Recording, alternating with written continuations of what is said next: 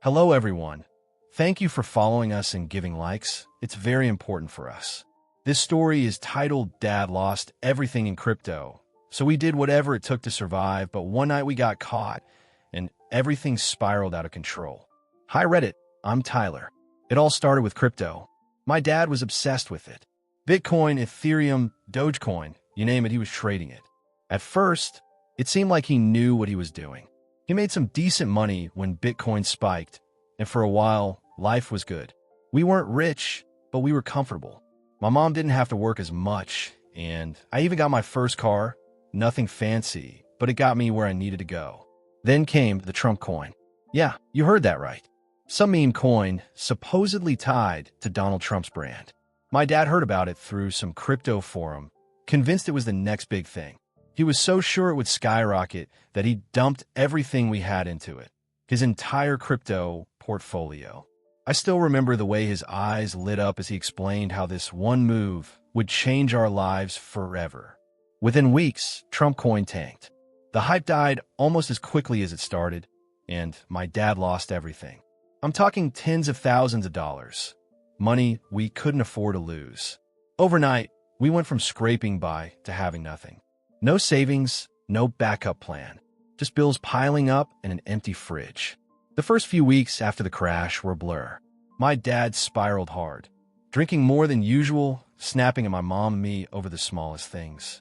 My mom tried to hold everything together, but I could see the stress eating away at her. I started picking up extra shifts at my part-time job at a local diner, but it wasn't nearly enough to cover the bills. And then, things got desperate. I remember the night it all changed. I came home from work late, exhausted and smelling like burnt grease. As I walked through the front door, I heard my parents arguing in the kitchen. Their voices were low but intense, the kind of argument that made your stomach twist into knots. "We don't have a choice," my dad was saying. "If we don't pay the rent by Friday, we're out on the street." "There has to be another way," my mom pleaded. "We can't just. We have to survive." My dad snapped, his voice raw with desperation. "Do you want Tyler living in a homeless shelter? Because that's where we're headed if we don't act now." I stepped into the kitchen, my heart pounding. "What's going on?" My parents fell silent, their eyes darting toward me. My mom looked like she wanted to cry, but my dad, there was something different in his eyes. Something cold. "Tyler," he said, his voice surprisingly calm. "We need to make some money. Fast." "How?" I asked, already dreading the answer. My dad glanced at my mom, then back at me. "We're going to start collecting things. Things other people don't need." "Collecting?" I repeated, confused. My dad sighed and rubbed the back of his neck. "Look, not everyone locks their cars. Sometimes people leave valuable stuff inside. Phones, wallets, laptops. We're just borrowing what they don't need." My stomach dropped. "You're talking about stealing?" "Borrowing," he corrected, "until we get back on our feet. It's not like we're hurting anyone." "Dad, no," I said, shaking my head. "This is insane. There has to be another way." "There isn't," he snapped, his eyes blazing. "You think I want to do this? I don't have a choice. Unless you've got a secret stash of cash somewhere. This is our only option." I looked at my mom, silently begging her to say something, to stop this before it went any further. But she just looked away, her shoulders slumped in defeat. I wanted to argue. I wanted to scream that this wasn't right. But the image of eviction notices and empty cupboards flashed through my mind, and the words died in my throat. The first time we borrowed, something was a week later. It was a chilly Friday night, and my dad drove us to a nearby strip mall. The parking lot was mostly empty, with just a few cars scattered near the closed stores. My dad parked near the edge of the lot, where the security cameras didn't reach, and turned off the engine. "All right," he said, turning to me. "We're just going to check a few cars. If they're locked, we move on. No breaking windows, no forcing doors." "Got it." I nodded, my heart hammering in my chest. I told myself I wasn't actually going to do anything. I was just there to make sure my dad didn't get caught. We slipped out of the car, moving quickly and quietly. My dad tried the handle of the first car, a silver sedan. Locked. The next one, a dusty SUV, was unlocked. My dad opened the door, rummaged through the glove compartment, and pulled out a leather wallet. He flipped it open, checked the contents, and slipped the cash into his pocket before tossing the wallet back onto the seat. I stood there, frozen, my heart pounding so hard I could hear it in my ears. "Come on," my dad whispered. "We need more than that." I swallowed hard and moved to the next car, a beat-up old minivan. The handle lifted easily, and the door swung open with a soft click. My hand shook as I searched through the compartments, my fingers brushing against loose change and crumpled receipts. Then I found a phone, an older model, but still worth something. I hesitated, my breath catching in my throat. "This isn't right," a voice in my head whispered. "This isn't who you are." But then I thought about my mom crying in the kitchen, about the eviction notice taped to our front door, and I shoved the phone into my pocket. We hit 3 more cars that night before driving home in tense silence. My dad counted the cash, just over $200, and inspected the phones we'd taken. Not much, but enough to cover groceries and keep the lights on for another week. "We did good," my dad said as we pulled into the driveway. "No one got hurt. We just borrowed what we needed." I didn't answer. I just stared out the window, wondering how the hell my life had come to this. Over the next few weeks, we hit parking lots, shopping malls, and even a few neighborhoods. My dad started calling it night work, as if giving it a name made it less wrong. Each time, I told myself it would be the last. But every time the bills piled up, every time my mom's eyes filled with tears, I found myself slipping back into the passenger seat of my dad's car. I hated what we were doing, but I hated the thought of my family ending up on the streets even more. And for a while, it seemed like we might actually get away with it. Until the night everything went wrong. After that first night, the line between right and wrong started to blur. It's like the more we did it, the easier it became to justify. I told myself it wasn't forever, just until we got back on our feet. My dad kept saying the same thing, like a mantra he needed to believe. "We're not criminals, Tyler. We're just doing what we have to do to survive." But deep down, I knew we were playing with fire. A few weeks after our first job, we hit a parking garage near the city's business district. It was late, past midnight, and the place was nearly deserted. The air smelled like rain, and our footsteps echoed against the concrete walls. "This place is prime," my dad whispered as we moved between rows of parked cars. "Rich folks leave all kinds of stuff in their cars. Just stay sharp and move quick." I tried to ignore the knot of anxiety twisting in my gut. Every creak of a door, every distant sound made my pulse spike. But my dad moved with a confidence that both reassured and terrified me. We checked the first few cars, locked. No luck. But then we found an unlocked BMW.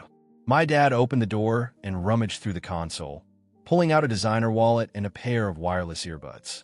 He tossed the wallet to me. "Take the cash and leave the rest," he muttered. My fingers trembled as I opened the wallet. $200 in crisp 20s. I pocketed the bills, ignoring the photos of a smiling family tucked behind the credit cards. We moved quickly, hitting car after car. My dad found a laptop in the back seat of a Lexus, while I snagged a high-end camera from a Tesla's trunk. Each find felt like both a victory and a punch to the gut. "Almost done," my dad whispered. "Just a couple more." But as we approached the next car, a sleek black Mercedes, my dad froze. "Wait," he hissed, holding up a hand. I followed his gaze and spotted a security camera mounted on a nearby pillar, its red light blinking steadily. My heart dropped into my stomach. "Crap, we need to go," I whispered. "Relax," my dad said, though his voice was tighter than before. "Just don't look directly at it. Keep your hood up and move fast." I wanted to argue, to tell him we should cut our losses and leave. But before I could say anything, he popped the Mercedes door open. Time seemed to slow as I stood there, every nerve in my body screaming that we were pushing our luck too far. My dad grabbed a designer handbag from the passenger seat and a pair of expensive sunglasses from the console. But as he stepped back, his sleeve caught on the door handle, yanking his hood down. For a split second, his face was fully exposed to the camera. "Dad," I hissed, panic surging through me. "Let's go," he barked, slamming the door shut. We sprinted back to our car, our footsteps echoing off the concrete walls like gunshots. I half expected to hear sirens or see security guards chasing us, but the garage remained eerily silent as we peeled out onto the street. Neither of us spoke during the drive home. My dad's knuckles were white against the steering wheel, and my heart felt like it might punch through my chest. Back at home, we unloaded the night's haul: a laptop, camera, wallet, and a few other gadgets. My dad counted the cash, his breathing still ragged from the adrenaline rush. $500, he said, forcing a grin. Not bad for one night. I didn't respond. My hands were still shaking, and my mind kept replaying the moment his hood slipped down. The camera's blinking red light burned into my memory. Dad, that camera saw your face, I said, my voice hoarse. It'll be fine, he replied quickly. Most of those cameras don't even work. And even if it did, it's not like they know who we are. But what if? Enough, Tyler, he snapped. We did what we had to do. Now go get some sleep. I wanted to argue, but exhaustion and fear weighed me down. Without another word, I headed to my room, but sleep wouldn't come. Every time I closed my eyes, I saw that red blinking light. For the next few days, I lived on edge, jumping at every sound, half expecting the cops to show up at our door. But nothing happened. No police, no phone calls, nothing. My dad, on the other hand, seemed more confident than ever. He started planning more jobs, hitting different parts of the city to avoid suspicion. We became more organized, only targeting unlocked cars, never using force, and always sticking to areas with minimal security. And the money? It kept us afloat. Rent was paid, the fridge stayed stocked, and my mom even started smiling again, though I could tell she didn't want to know where the money was coming from. But the guilt weighed heavier with each job. Every wallet I emptied, every phone I pocketed, it all chipped away at the person I used to be. I started avoiding my friends, ashamed of the secret I carried. I kept telling myself it was temporary, just until we got back on our feet. But deep down, I knew we were heading toward a cliff, and sooner or later, we were going to fall. The night everything fell apart started like any other. My dad and I had scouted a new location, a residential neighborhood with older houses and fewer security cameras. People there still left their cars unlocked, trusting that crime wouldn't touch their quiet streets. It was almost midnight when we parked a few blocks away, hoods up and hands gloved. We moved quickly and quietly, checking car doors as we went. Most were locked, but we found a few with wallets, electronics, and even some cash. Things were going smoothly until we reached a black SUV parked near the corner. My dad tried the handle. It clicked open. "Jackpot," he whispered. He leaned inside, rummaging through the glove compartment, while I kept watch. My pulse pounded in my ears, but the street remained silent. Then I heard footsteps. "Dad," I whispered urgently. "Almost done," he replied. "Dad, someone's coming." Too late. A porch light flicked on, and a man stepped outside, holding a phone and a flashlight. His eyes locked onto us immediately. "Hey, what the hell are you doing?" he shouted. "Run," my dad barked. We bolted down the street, the man's shouts echoing behind us. My lungs burned as I sprinted, but my dad was faster. We darted through backyards, vaulted over fences, and wove between trees until the man's voice faded into the distance. By the time we reached the car, my chest was heaving and my legs felt like jelly. My dad threw the stolen items into the trunk and jumped behind the wheel, peeling out of the neighborhood as fast as he could without attracting attention. Neither of us spoke until we were miles away. "We're done," I gasped, still trying to catch my breath. "No more, Dad. We're going to get caught." "Relax," he said, though his hands trembled on the steering wheel. "We got enough to last us a while. We'll lay low for a bit until things cool down." But I could see it in his eyes, the fear, the realization that we'd pushed our luck too far.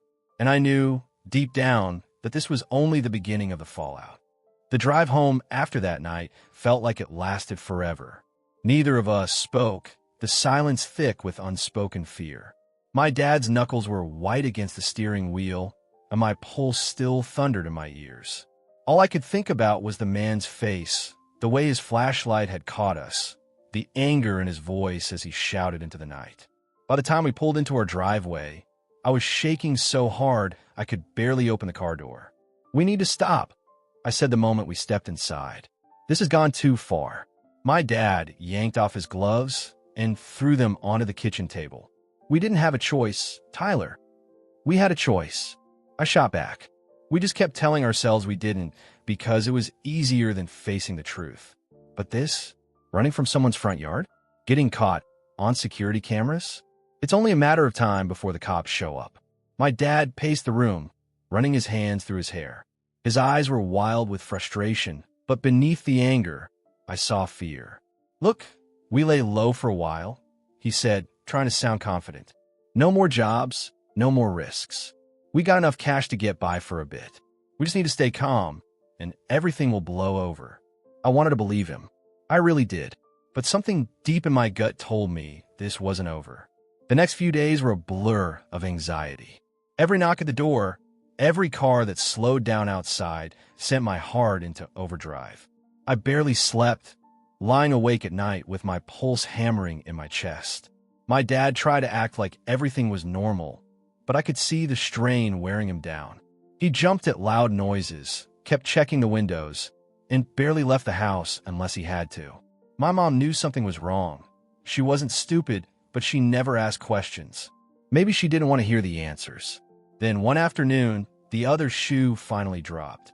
I was in my room scrolling through my phone when I heard a knock at the front door. My heart leapt into my throat. I crept to the hallway, holding my breath as my dad opened the door.